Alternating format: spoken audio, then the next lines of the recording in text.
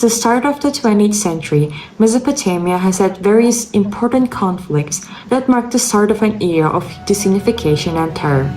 Various human rights rejections occurred over this relatively long time frame as the radical movements got chances to be implemented rapidly.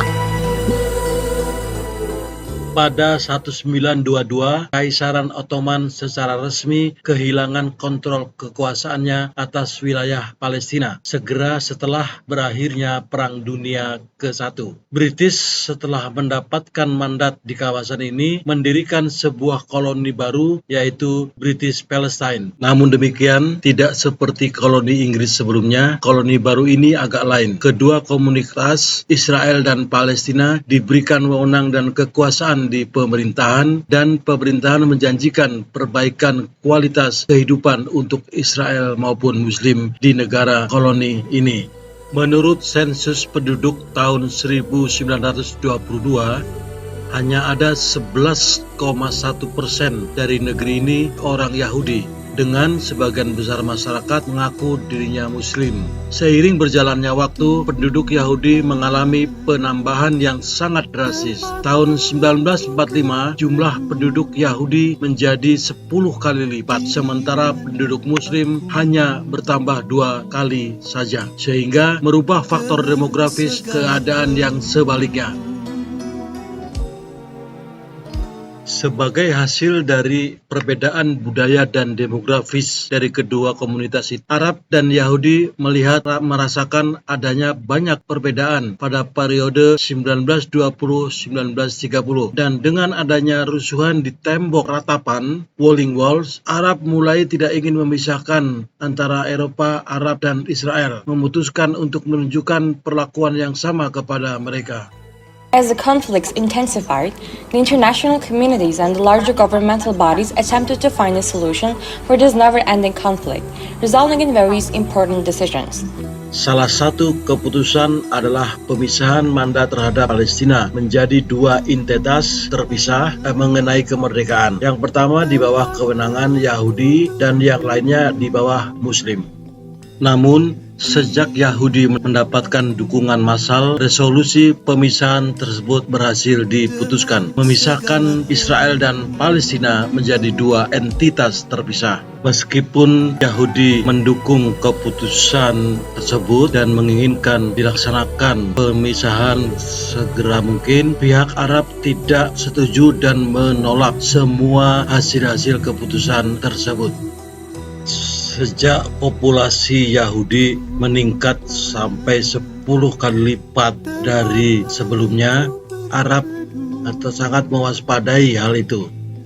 Salah satu alasannya di balik semua itu adalah proses pembuatan keputusan yang sangat susah, dan faktanya adalah Balfour Declaration telah meningkatkan populasi Yahudi secara drastis. Bagaimana setelah Inggris meninggalkan wilayah itu tahun 1948? Perang Arab-Israel terjadi sangat parah sebagai konflik bersenjata terbesar pertama di era modern ini di dua belah pihak. Mesir dan Transjordania memulai beberapa serangan di kawasan. Sementara para prajurit dan persenjataan Yahudi mempertahankan wilayahnya dan bahkan menganeksasi tanah tambahan lain. Hasilnya merupakan malapetaka bagi para pejuang Arab karena perang ternyata mengakibatkan banyak krisis pengungsi di kawasan tersebut. Tahun 1950, Yahudi berhasil menjadi mayoritas di tanah Palestina, dan hingga 1956 mereka menjadi sangat solid berada di wilayah itu. Namun demikian, segera setelah pemilihan Presiden Mesir Gamal Abdel Nasser, para kaum nasionalis pan-Arabik mulai berpikir mengarahkan perubahan kepada perspektif yang berbeda. Abdel Nasser menasionalisasi terusan Suez karena kepentingan nilai yang luar biasa kepada kawasan dan meningkatkan rute perdagangan global bagi pengaruh Mesir. Dilatar belakangi ketidaksetujuannya terhadap keputusan Mesir, Inggris dan Prancis memutuskan untuk menggunakan Israel mengusir Mesir dari terusan Suez dan memegang kembali pengaruhnya terhadap terusan tersebut. Hasilnya, konflik terjadi lagi antara Israel dan Mesir. Israel sebagai agresor. Dalam konflik itu, Israel mengalahkan Egypt di terusan Suez, mengambil alih beberapa kota penting dan akhirnya terusan Suez. Pada gilirannya, Israel pun meninggalkan wilayah itu dan diserahkan kepada UN Peacemakers perdamaian PBB. Meskipun Mesir kalah di beberapa front, tetapi perang itu merupakan Egyptian victory, kemenangan Mesir. Tahun 1967, perang 6 hari berlangsung karena respon atau jawaban Israel terhadap penyerangan pasukan Syria terhadap Israel. Mesir di bawah Presiden Nasser menandatangani Mutual Defense Treaty, kesepakatan pertahanan dengan Jordan, dan dianulir oleh Peacekeeping PBB. Bersama-sama dengan ini, mereka berusaha untuk memblokade Elat. Bagaimanapun, perang ini berakhir dengan kemenangan Israel. Kemudian Israel pun mengambil alih topik barat dan jalur Gaza dari Palestina, Sinai dari Mesir, dan dataran tinggi Golan dari Syria. 6 tahun kemudian, pasukan Mesir mencoba untuk menyeberangi terusan Suez dalam rangka menyerang Israel, sementara Syria mencoba menguasai dataran tinggi Golan.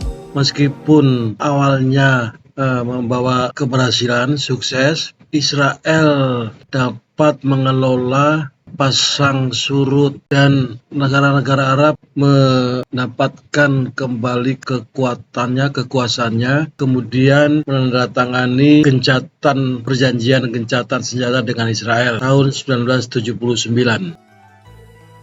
Tahun 1979, Mesir dan Israel akhirnya menandatangani perjanjian. Israel harus meninggalkan Semenanjung Sinai, dan sebagai timbal baliknya adalah pengakuan pemerintah Mesir. Israel menarik pasukannya dari Mesir 3 tahun kemudian pada 1982. Pada 1982, 6 minggu setelah penarikan dari Sinai, Israel menyerbu Lebanon karena adanya basis Palestina di negara itu. Karena adanya kebijakan pemukiman dari kelompok kanan di Israel, orang Palestina memberontak dengan mengatasnamakan istilah intifada. Ini dinamakan sebagai gerakan intifada pertama. Palestina memulai kerusuhan-kerusuhannya terutama di tahun pertama dari intifada dan memodernisasi perlawanan dan kekuatan prosesnya sangat baik. Mereka pun mengubah penggunaan molotov dari rifles dan granat. 1988, perjanjian Oslo ditandatangani oleh PLO dan Israel yang memberikan hak PLO memiliki tepi barat dan jalur Gaza, yang betul-betul mengimplementasikan solusi dua negara.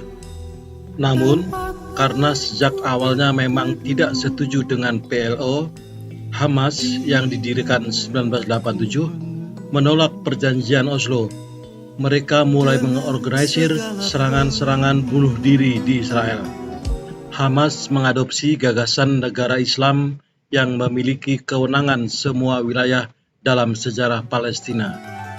Pada saat bersamaan, Israel tetap melanjutkan kebijakan pemukimannya di wilayah yang diduduki. Palestina memprotes kebijakan tersebut dan mulai meningkatkan kekuatan militernya karena adanya pelanggaran terhadap perjanjian Oslo. Setelah terjadi beberapa skandal dari kedua belah pihak, gerakan intifada kedua pun dikumandangkan, berlangsung selama 5 tahun, 2000 sampai 2005, yang sebetulnya tidak menghasilkan apapun selain mengganggu situasi perdamaian, memperluas pemukiman Israel di Gaza, dan kemenangan pemulihan Hamas pada 2006.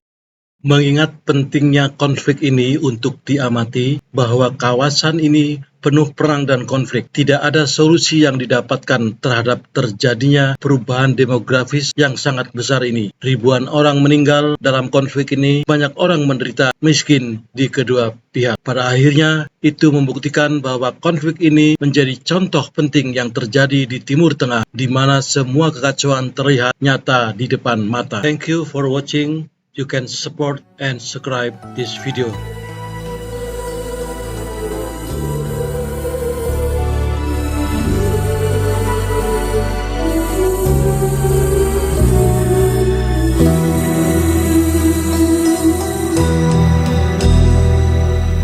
Tuhan, tempat aku berteduh, di mana aku mengeluh dengan segala peluh